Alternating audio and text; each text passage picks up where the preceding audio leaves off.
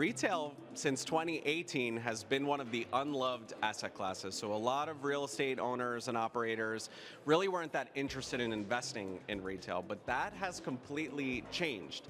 Today, I would say retail is actually one of the most favored asset classes for new investment because the fundamentals have been so strong over the last few years. We really haven't built any new retail since the global financial crisis. And when you look at leasing and rent growth, all of those are actually trending in the right direction going into 2025.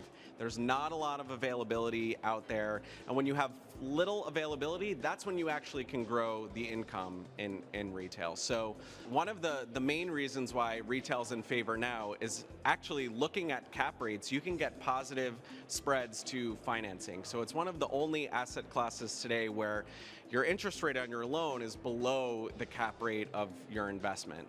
And some of the things that I was mentioning in the main session that are areas of interest are two things. First is the omnichannel retail effect, and second is Ozempic, actually, and the effect it's having on the retail space.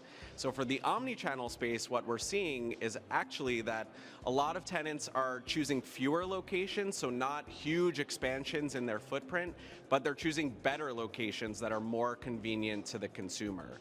So it's not just buying in store and taking it home, which actually is the best way for retailers to make the highest margin, but it also means buying online and picking up in store.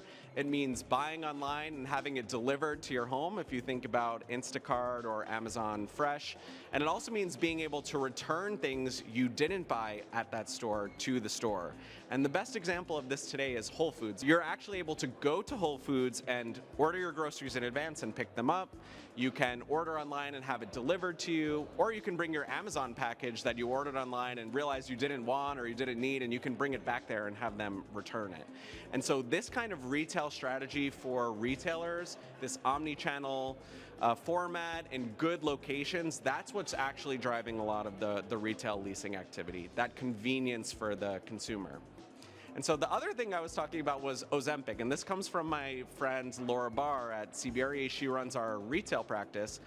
There's a lot of ripple effects happening with Ozempic. What we're seeing in the Upper East Side of Manhattan, which is really ground zero for the GLP-1 drugs, is that retailers are reporting that there's a pretty significant increase in the amount of the smallest 3 shirt sizes that they're selling, particularly for men. And we're seeing between 10 and 15% increase year over year as of the fourth quarter for the amount of smaller size shirts being sold. So one of the other effects of the GLP-1 drug use is the type of tenants that are going to these locations.